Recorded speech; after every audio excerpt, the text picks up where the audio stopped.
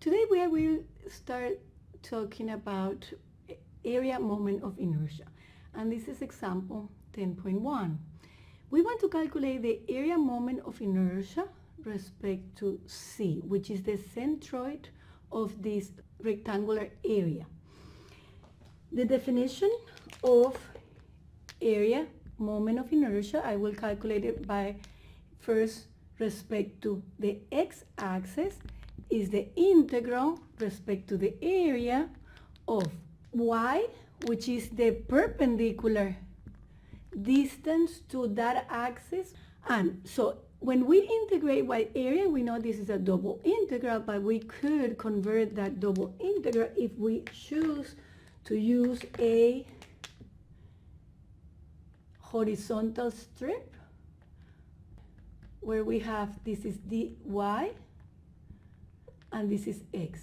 So if instead of integrating double integral, we can write this integral as a single integral. My differential of area will be x dy. My limits of integration will depend on the variable that I'm integrating. So it will be from negative h half to h half.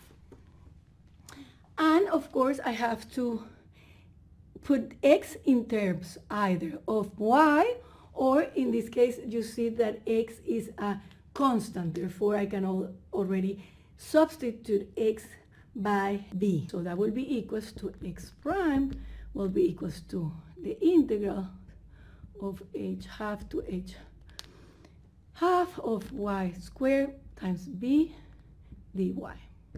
So this is equals to y cubed over 3, and my limits of integration are h half, negative h half to h half. That will be then equals to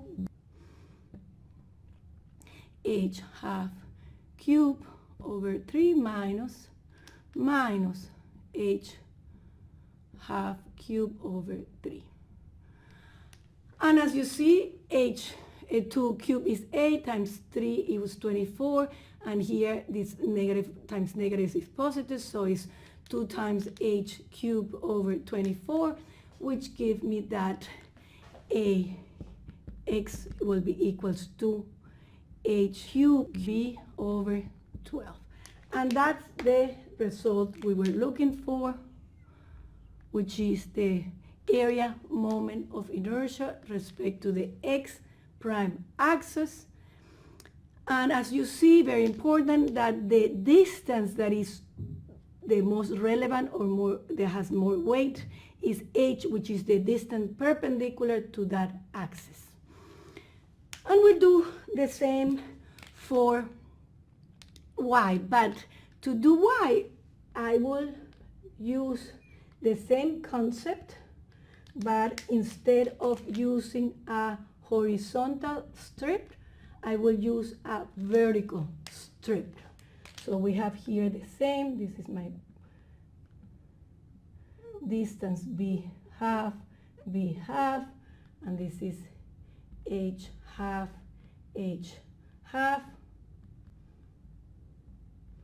And what I'm going to do is, in the same idea, I will use a vertical strip.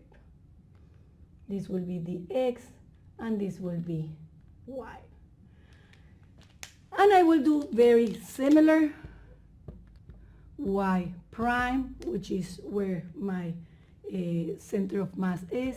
Now the relevant distance is the one perpendicular to the axis where I want to calculate the area moment of inertia. Now I will have my d area. So here my d area was x dy, and here my d area is y dx, right? This is the x. So I have my x squared, and now is y dx, and now my variable of integration is dx, therefore I will be integrating between my negative b half and b half. And y, this is a constant, so I can substitute that by h. So it will be negative b half to b half x squared h dx. So, and we integrate that, h comes out of the integral, and that x cubed over 3, and that will be negative b to b half to b half.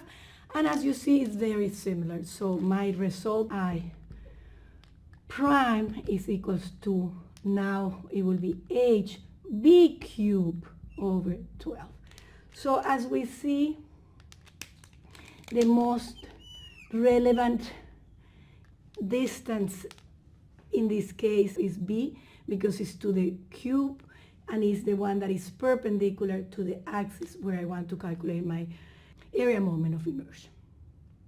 So what about if I want to calculate the area moment of inertia in the base? So let's say b over here, and we name this x, right? And this will be y right here. So if I use that, what does it change? This is b over here. So if I do that, the same, but now let me say that area moment of inertia at the base, I have that they will be x, and let me just emphasize that is at b. Now I have very similar a, it will be y dx. But now what it changes is the limit of integrations. I'm integrated from 0 to h because my axis is in the base of the rectangle. So that will be from 0 to h. And this integral is very similar, y squared x dy. So this will be by cubed over 3, and my limit of integration as 0 to h. And if we evaluate those, we get that the area moment of inertia respect to x at the base is equals to bh cubed over 3. Value, why does it give me a bigger value than this one? Because I have more area farther away from that axis. In this case, it's this axis, right? This axis. If I do exactly the same in this case, since b is located at the half, then, well, you see that the limits of integration will still be the same.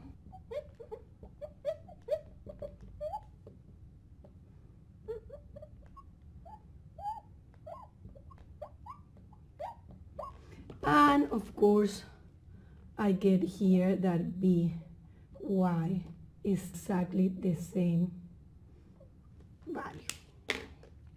So what I'm trying to say is that I move the point from C to B. So in this case, I move the axis. In this case, the axis is exactly in the same position. So I get the same value right here.